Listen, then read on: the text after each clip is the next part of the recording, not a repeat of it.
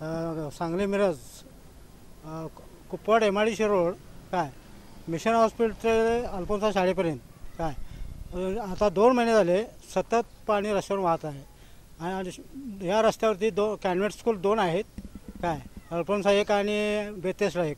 लहान मुलं रोज सकाळी इथं पडली जातात, लेडी लोक घेऊन येतात काय आणि चिखल जो गटारीतून काढला जातो तो रोडवरतीच टाकला जातो, तो उचलला जात नाही. असे कित्येक वेळा आम्ही सांगितलेलं आहे.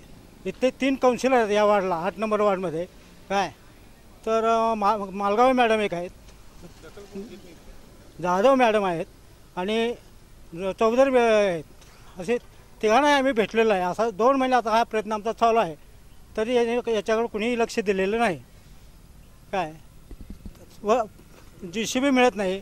ह्या अनेक कारणं सांगितली जातात काय पण आणि स्वच्छता रोज होत नाही. फोन केल्यानंतर महिन्यातून एकदाच माणूस इकडे पाठवला असतो. ती दुजबी गटार काढली जाते, गटारीत काढलेला घाण कचरा तिकडे उचलला जात नाही.